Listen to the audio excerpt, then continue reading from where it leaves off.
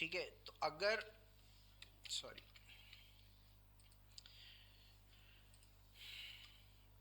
अगर यहाँ पे मैं जो अब पहली दफ़ा तो चल ही चुका है, उसके बाद ही कुछ अपडेट होगा।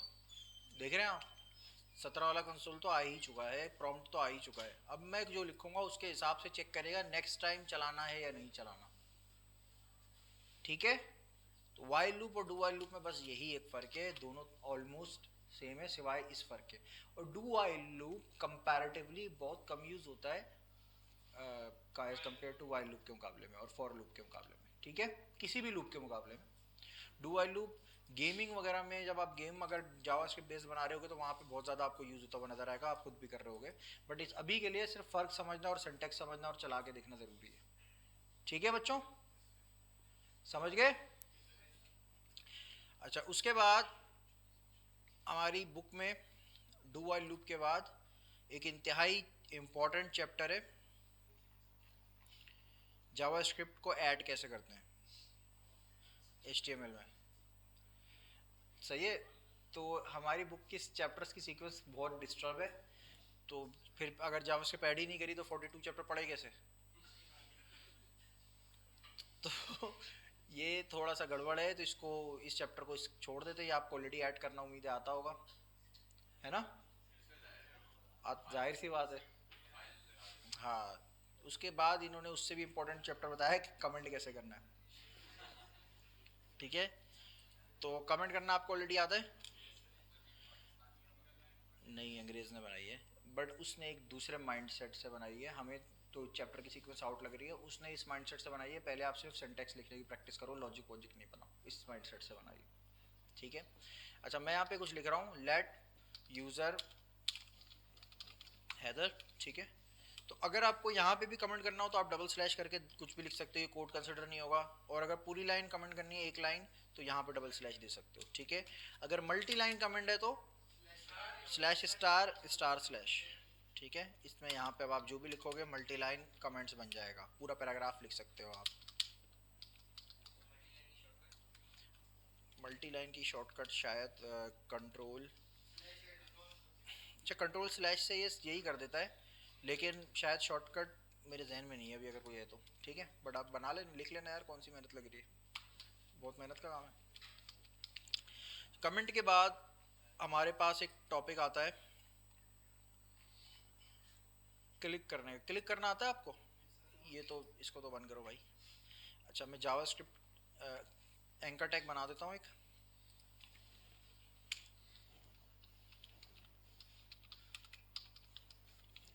ये एक एंकर टैग है, ऑन क्लिक लगाना आता है इस पर।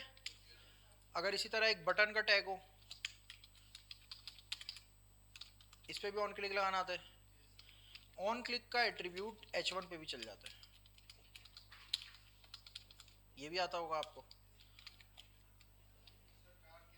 किसी भी टैग पे लगा सकते हैं आप, इमेज हो, सही है, या कोई एंकर टैग हो या कोई बटन हो, किसी पे भी आप ऑन क्लिक लगा सकते हैं। लगा के देखते हैं।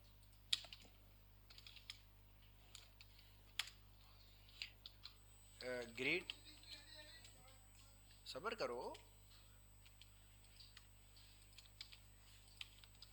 अभी हम क्लिक करना पड़ रहे हैं। सही है, क्लिक तो हो जाए। सही है, फंक्शन और अलर्ट करा देते हैं अभी। ठीक है, H1 पे हम ऑन क्लिक लगा सकते हैं, लगा सकते हैं, बिल्कुल लगा सकते हैं। सही है, मैं क्लिक मी पे अभी लगा रहा हूँ।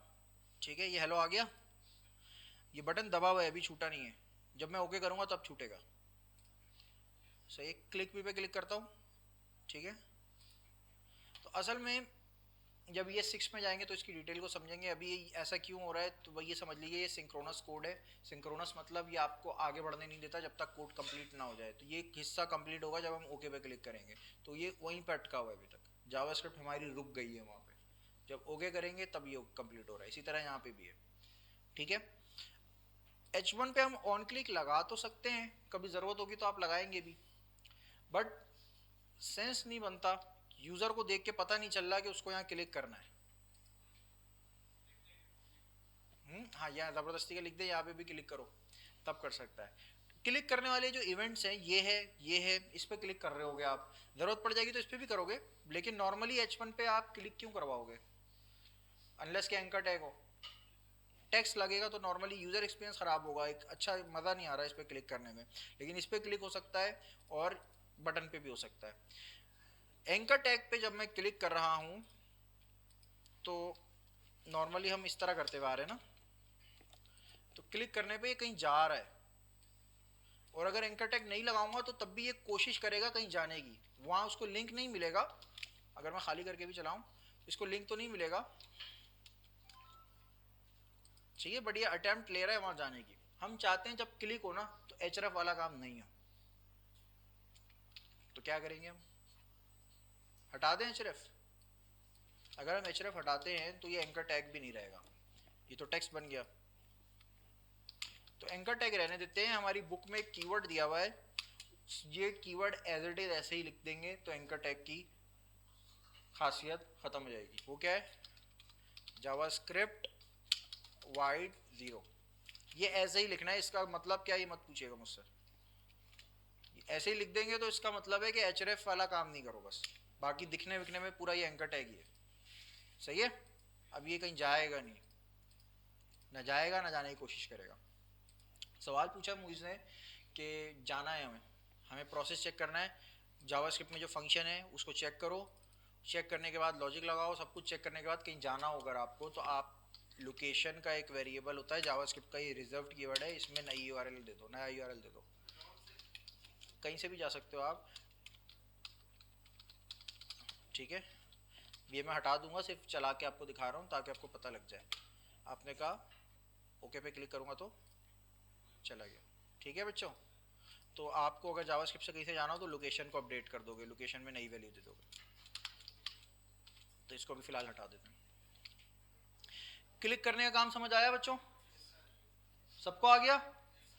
आप ये फंक्शन है ना नॉर्मल, ये नॉर्मल फंक्शन है, तो मैं इसमें कुछ रिसीव कर सकता हूं। ईएल की वैल्यू क्या होगी,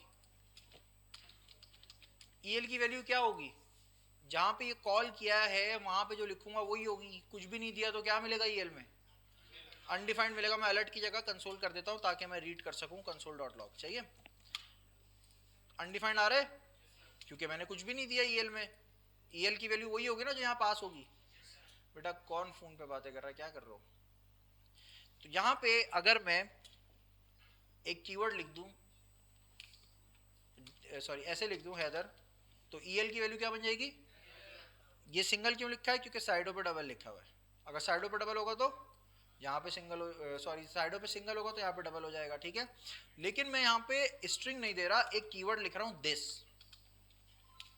इसका क्या मतलब होता है, इस तरह यहाँ पे अगर मुझे देना हो दिस, दिस स्ट्रिंग नहीं है कीवर्ड है।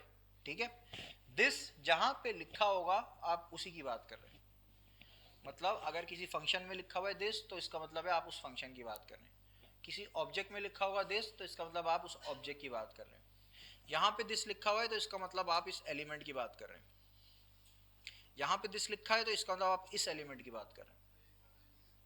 अभी समझ में आएगा जब चलेगा, तो जहां पे दिस लिखा होगा उसी की बात हो रही है। तो यहाँ मैंने पैरामीटर में क्या दिया है, तो इस दिस की वैल्यू मैंने रिसीव किस में करी है, ईएल में ना, तो ईएल में मैं एक्सपेक्ट कर रहा हूं ये पूरा एलिमेंट आ जाएगा, पूरा एंकर टैग आ जाएगा। चलाते ये आ गया। इसी तरह जब बटन पे भी दिस पास किया है तो बटन के केस में क्या आ जाएगा, बटन आ जाएगा। H1 बनाते हैं, H1 के ऊपर अगर दिस पास कर दूंगा तो H1 मिल जाएगा, सॉरी ये रिफ्रेश कर लेता हूं, H1 आ गया। ठीक है, समझ गए। तो दिस से हमें पूरा एलिमेंट मिल गया, यहाँ पे एलिमेंट मिल गया, ईएल फॉर एलिमेंट मैंने इसलिए रखा। जब मुझे एक एलिमेंट इस शेप में मिल जाता है तो इसकी, जी क्या कह रहे हो, ये कैसा सवाल है बेटा, पैरामीटर का नाम तो कुछ भी रख सकते हो ना आप, हैं मुइज क्या हो गया, ज़्यादा पढ़ लिया, कंफ्यूज हो गए, क्रैश हो गया कोड, दिमाग क्रैश हो गया। पैरामीटर का नाम तो कुछ भी रख सकते हो, उसकी वैल्यू अलग अलग हमें मिलेगी। मैंने एलिमेंट रिजर्व उससे रेलेवेंट हो इसलिए एलिमेंट ई एल रख दिया है, वरना तो आप कुछ भी रख सकते हो। सही है, जहाँ पे जो वैल्यू देंगे वो मिलेगी वहाँ पे। एक केस में दिस में मिल रहा है मुझे H1, एक में मिल रहा है एंकर, और एक में मिल रहा है बटन। ठीक है।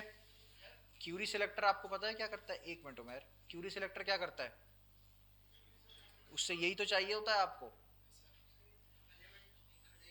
एलिमेंट पिक करते हैं ना।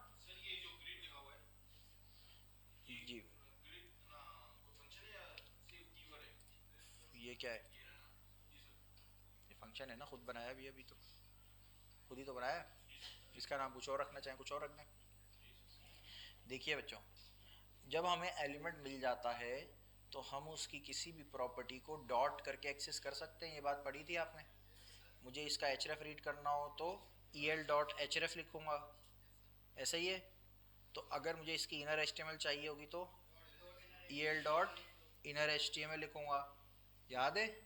तो मैं एक काम करता हूँ, ई एल में जाओ, उसकी इनर एच में जाओ, यानी कि मैंने क्यूरी सिलेक्टर वाला काम आसान कर लिया। पैरामीटर में दिस दे दिया, पिक करने की ज़रूरत नहीं है ना, ईएल में मिल गया मुझे, दिस दे दिया मैंने। लेकिन असल में हर बार हम क्लिक नहीं करेंगे ना, ये तो इस एग्जांपल में हम क्लिक कर रहे हैं तो फंक्शन कॉल कर रहे हैं, फंक्शन में हमने दिस दे दिया। अगर ये फंक्शन यहाँ कॉल ही नहीं करना पड़ रहा या ऑन क्लिक ही नहीं है तो H1 को हम चाहते हैं पेज लोड होते ही चेंज हो जाए, फिर तो पिक करना ही पड़ेगा। तो दोनों सूरतों में काम एक ही हो रहा है, एलिमेंट चाहिए आपको। यहाँ पे दिस की मदद से हम एलिमेंट पिक कर रहे हैं और पहले हम क्यूरी सिलेक्टर की मदद से करते बाहर। कर दी ना, यहाँ कर रहे हैं ना, इनर एचटीएमएल चेंज कर रहा हूँ मैं चाह रहा हूँ हेडिंग पे जैसी कोई क्लिक करे तो लिखा आ जाए आई लव यू जावास्क्रिप्ट या आई लव जावास्क्रिप्ट। पहले क्या लिखा हुआ है? Hello world. क्लिक करूंगा इस पे तो आई लव जावास्क्रिप्ट आ गया। ठीक है, कैसे आया? एलिमेंट मिला है पहले, उसमें इनर एचटीएमएल चेंज किया है। अगर एलिमेंट नहीं मिलता तो हम क्यूरी सेलेक्टर से एलिमेंट पिक करते, उसके इंडेक्स पे जाते, फिर जाके इनर एचटीएमएल लगाते। ठीक है, यहाँ पे हमें वो पूरा स्टेप करने की जरूरत नहीं पड़ रही क्योंकि दिस में मिल गया है हमें। अगर मैं बटन पे क्लिक करूंगा तो क्लिक मी के अंदर का टेक्स्ट चेंज हो जाएगा। चेंज हो गया। इस पे क्लिक करूंगा तो इसका टेक्स्ट चेंज हो जाएगा क्योंकि अब इसमें ये वाला एंकर टैग मिलेगा तो एंकर टैग की इनर एचटीएमएल चेंज होगी। सही है, ठीक है। जी उमेर, अब आप पूछिए, क्या क्वेश्चन पूछ रहे थे?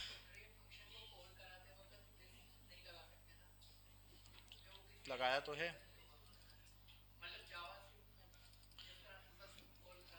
जावास्क्रिप्ट में ज़रूरत नहीं है आपको, ये नॉर्मली आप यहाँ पे दे रहे हो, और जावास्क्रिप्ट में जब दिस देंगे तो उसके एग्जांपल देखेंगे हम। ठीक है,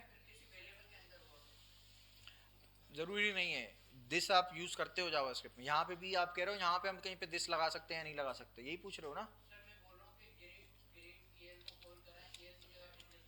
यहाँ पे दिस दे दें तो इस बार दिस में कुछ अलग वैल्यू मिलेगी, एलिमेंट नहीं मिलेगा। नहीं, कुछ बड़ी सी चीज़ मिल जाएगी, बहुत बड़ी चीज़ मिल जाएगी। डर मिलेगा, डर। आइए देखते हैं डर में क्या मिल रहा है। इसको हटाते हैं। ठीक है, ये देखो, सही है, ये मिल गया है। डर, डर लगा नहीं लगा? लगा डर? डर मिल गया, देख लो भाई। सही है, तो इसलिए जो है यहाँ पे हमने दिस नहीं पास किया। देखो हम फंक्शन जब बनाते हैं ना तो वो हम खुद ही बना रहे हैं तो हमें उसका काम पता होता है कि पैरामीटर में ये वैल्यू आनी चाहिए। हम इस वक्त जब फंक्शन बना रहे हैं, इनर एचटीएमएल चेंज कर रहे हैं, तो हम एक्सपेक्ट कर रहे हैं ईएल के अंदर क्या मिलना चाहिए? एलिमेंट। सही है, तो अब अगर हम यहाँ पे कॉल करेंगे तो दिस लिखने की जरूरत नहीं है, हम लिखेंगे मिसाल के तौर पर document dot Curie selector all से आप पिक कर लीजिए H1। ठीक है, और यहाँ पे आप दिस की जगह लिख दीजिए H1 EL और 0, ये लिखेंगे आप। क्योंकि अब EL में हमने EL में क्या एक्सपेक्ट किया था? एलिमेंट ही एक्सपेक्ट किया था ना, और अब आपने एलिमेंट पास कर दिया है यहाँ पे। यहाँ पे दिस नहीं लिख सकते ना।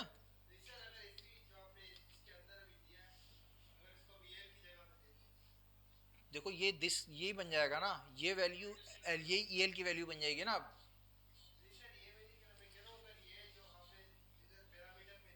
ये यहाँ लिख दें? नहीं बेटा नहीं कर सकते, तुम लोग को क्या हो गया है, फंक्शन जब हम बनाते हैं तो यहाँ पे तो हम अपनी मर्जी से कोई वेरिएबल का नाम सेट करते हैं ना। घबरा गए हो तुम लोग। देखो मैं बड़ा डिसअपॉइंट होना शुरू हो रहा हूँ, तुम लोग क्या हरकतें कर रहे हो। देखो जब फंक्शन बनाते हैं तो यहाँ पे जो पैरामीटर के नाम होते हैं ये एक्ट कैसे करते हैं, एक वेरिएबल के नाम की तरह एक्ट करते हैं ना। उसकी वैल्यू कब मिलती है, जब उसको कॉल किया जाता है। तो यहाँ हमने इसका नाम EL रख दिया, इसकी वैल्यू यहाँ पे ये बन रही है, यहाँ पे दिस बन रही है, यहाँ पे ये दिस बन रही है, यहाँ पे दिस बन रही है। इन तीनों दिस का मतलब अलग अलग है। यहाँ पे इसका मतलब एंकर H1 है, यहाँ पे इसका मतलब एंकर टैग है, यहाँ पे इसका मतलब बटन है। चलाते हैं। और यहाँ पे इसका क्या मतलब है, इसका मतलब क्या है, ये वाला H1 जिसको हमने पिक किया है, यही आ रहा है, यही चाहिए था ना आपको। तो EL जो आप फंक्शन बना रहे हो उसमें आप एलिमेंट ही एक्सपेक्ट कर रहे थे, तो मिल गया है आपको। उसने इसको चेंज कर दिया अलग जावास्क्रिप्ट। सही है, ठीक है। मेरा ख्याल है आज की क्लास को यहीं पर हमें ऑफ करना चाहिए।